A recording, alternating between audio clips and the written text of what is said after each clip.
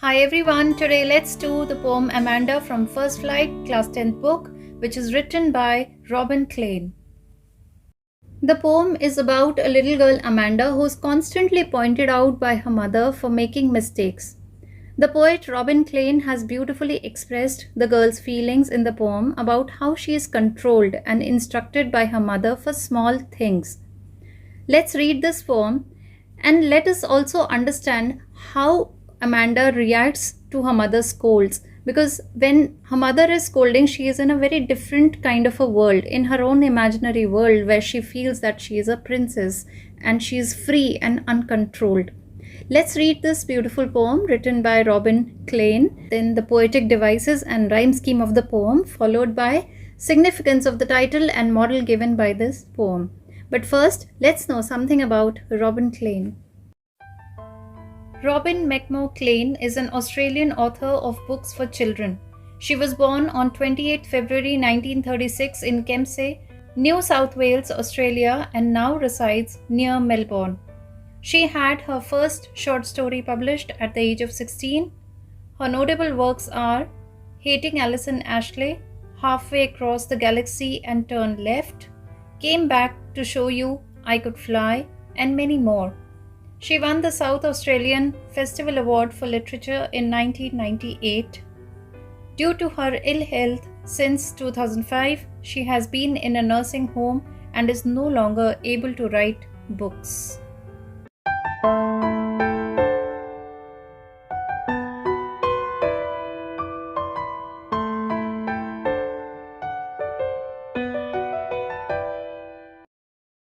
Every child feels that she or he is controlled and instructed not to do one thing or another. You too may feel that your freedom is curtailed. Curtail means reduced or cut down. Now let's read this poem and understand what the poet is trying to tell us. Don't bite your nails, Amanda. Don't hunch your shoulders, Amanda. Stop that slouching and sit up straight, Amanda. There is a languid emerald sea where the sole inhabitant is me, a mermaid drifting blissfully. Did you finish your homework, Amanda? Did you tidy your room, Amanda? I thought I told you to clean your shoes, Amanda. I am an orphan roaming the street. I pattern soft dust with my hushed bare feet. The silence is golden, the freedom is sweet. Don't eat that chocolate, Amanda. Remember your acne, Amanda. Will you please look at me when I am speaking to you, Amanda? I am Rapunzel. I have not a care. Life in a tower is tranquil and rare. I'll certainly never let down my bright hair. Stop that sulking at once, Amanda. You're always so moody, Amanda. Anyone would think that I nagged at you, Amanda. Don't bite your nails, Amanda. Don't hunch your shoulders, Amanda. Stop that slouching and sit up straight, Amanda. These lines of the poem or the stanza is spoken by one of the parents of Amanda. Amanda is a teenage girl and we feel that it could be her mother, because mother is the one who is generally responsible to inculcate good habits in her children. Therefore, we feel that in this stanza, Amanda's mother is telling her not to bite her nails. She's also telling her not to hunch her shoulders. Hunch means bend or curve her shoulders. In other words, she is telling her to keep her shoulders straight. She should stop slouching, means she should not sit lazily all day around, and she should sit straight so that she sits in a correct posture. In this first stanza only, we come to know that Amanda has got some habits which are not liked by her mother, and hence she always scolds her for doing these wrong things like biting nails, bending shoulders, sitting in a lazy manner, etc. And therefore she is asking her to sit up straight and be little active. There is a languid emerald sea where the sole inhabitant is me, a mermaid drifting blissfully. These lines in the stanza are given in brackets specifically to tell that the speaker here is Amanda. She is imagining in her thoughts what she could be if she was living alone, if she was living away from her parents. The second stanza here specifies that Amanda is imagining as if there is a quiet and patient green colored sea. The phrase emerald sea here is a metaphor. Emerald is a green colored precious stone. The green color of this stone is compared to the green color of sea, and that is why here the sea is termed as emerald sea. Now here Amanda is imagining herself to be a mermaid who lives in that sea. A mermaid is a mythical creature with the head and trunk of a woman and tail of a fish.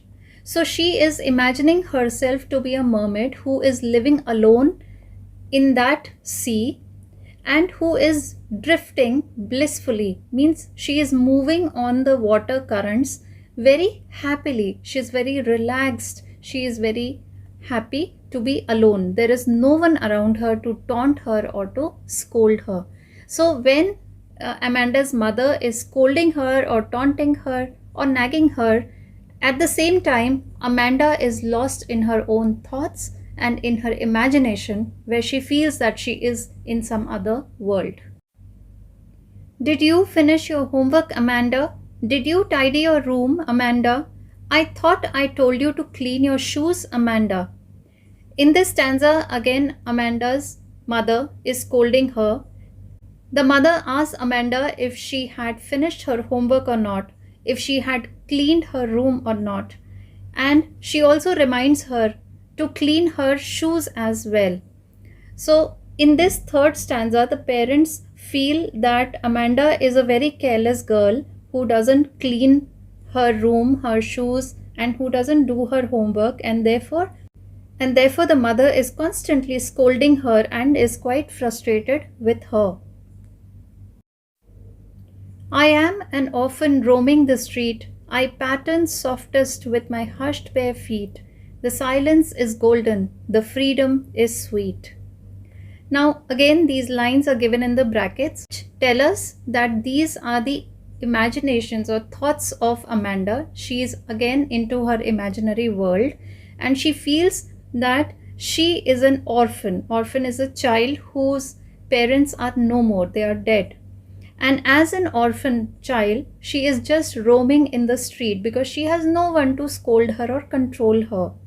And in the soft dust, she is quietly making patterns with her bare feet. She is moving her feet in the dust or sand in such a way that it is making patterns. There is silence everywhere, and that silence seems very golden to Amanda because there is no one to nag her in her imaginary world. And she's got a lot of freedom there. No one is controlling her, and this freedom seems very sweet to her. She wants to live a life like this. Don't eat that chocolate, Amanda. Remember your acne, Amanda. Will you please look at me when I'm speaking to you, Amanda? The mother in these lines is again scolding Amanda. She is telling her not to eat chocolate because whenever she ate chocolate, she had acne. Acne is a skin condition where the person gets red pimples on the face. So Amanda is not supposed to eat chocolate, but she is eating it.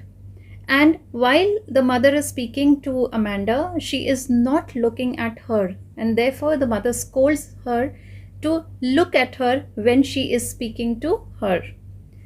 So in this stanza, we come to know that Amanda is not just careless, she is also not wanting to listen to her mother whenever the mother is instructing her about not doing anything. She doesn't even look at her mother. I am Rapunzel, I have not a care. Life in a tower is tranquil and rare. I'll certainly never let down my bright hair.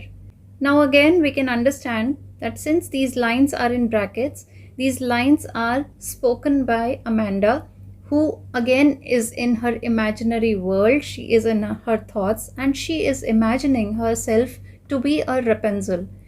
A Rapunzel is a female fairy tale character who was captured in the tower by a witch. And the witch used to climb the tower with the help of long hair of Rapunzel, which she used to let down by her through the window. So Amanda here feels that she is a Rapunzel and she does not care about anyone.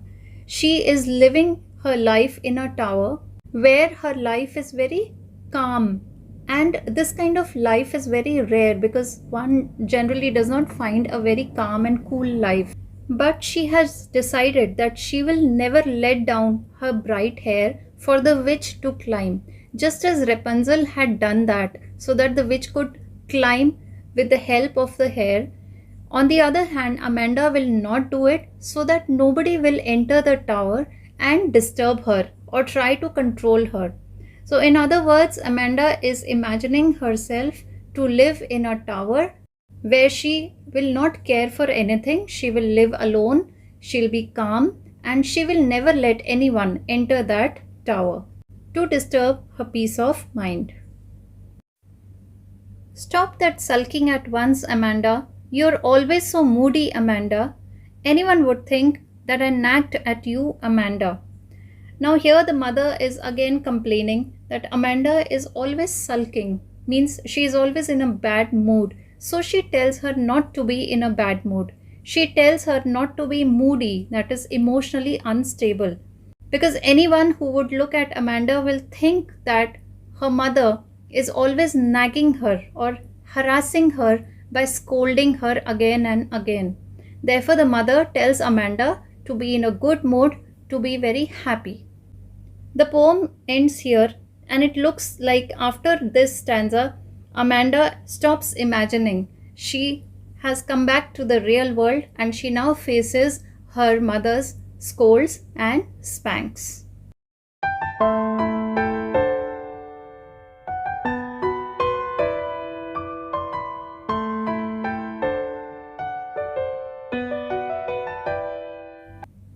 The first poetic device that we are going to discuss is alliteration, which is the repetition of initial consonant sounds of two or more consecutive words.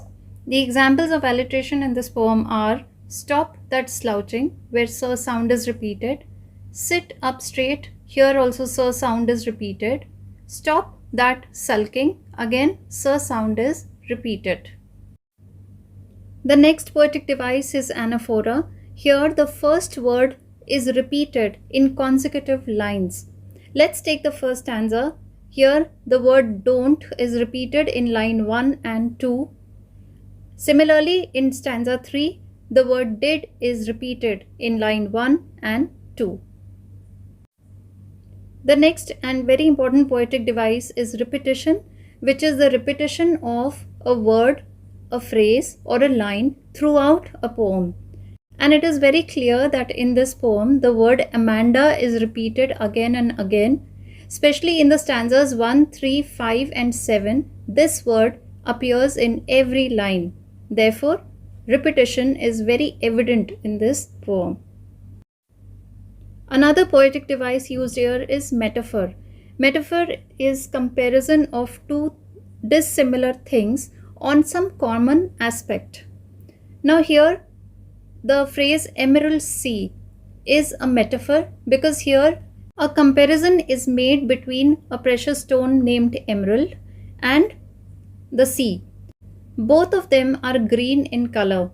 The emerald stone is also green in color and the sea also looks green, and which is why there's a metaphor used here and a comparison is done. Now let's talk about the rhyme scheme used in this poem. Rhyme scheme is a rhyming pattern that is created at the end of each line. The lines that end with rhyming words are given the same letter or else they are given a new letter or a different letter.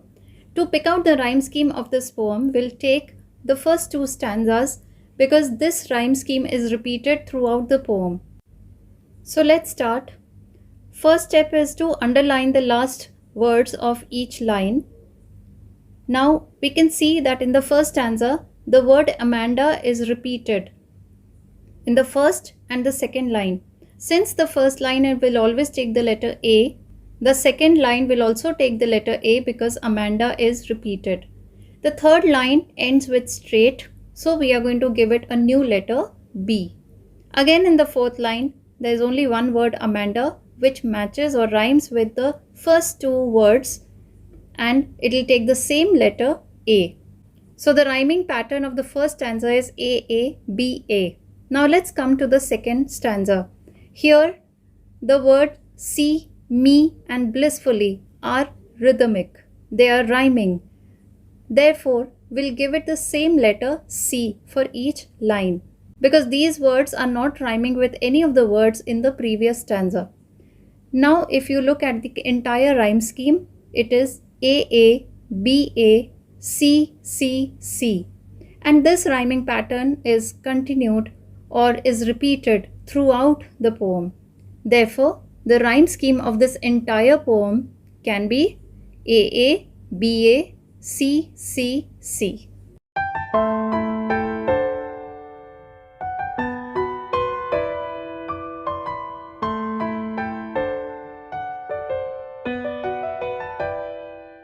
This poem focuses on the upbringing of a small child whose name is Amanda, and it focuses on the struggles which a child is facing. So poet Robin Klein makes this important point here that the children should never be deprived of their freedom. However, it is the parents who are responsible for the proper upbringing of their child. And since this poem tells us about the problems which Amanda faces every day and how she wants to get away from these problems by being in an imaginary world, it is all about her. That is Amanda. And therefore, the title given to this poem is very appropriate, and I feel it is very significant as well.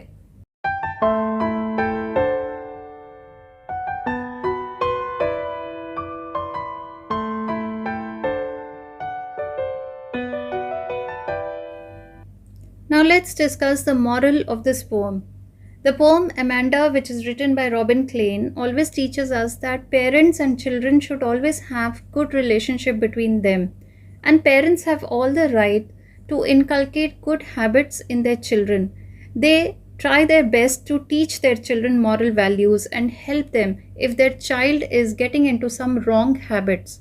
On the other hand, the children should not take it otherwise. The children should look into themselves and see where they are going wrong, and only then a cordial or friendly relationship can be established between both of them. That's all in this session, and I'll be flashing summary in the written form and question answers right in front of you. I'll see you again in my next video. Till then, take good care of yourself and God bless you. Thank you.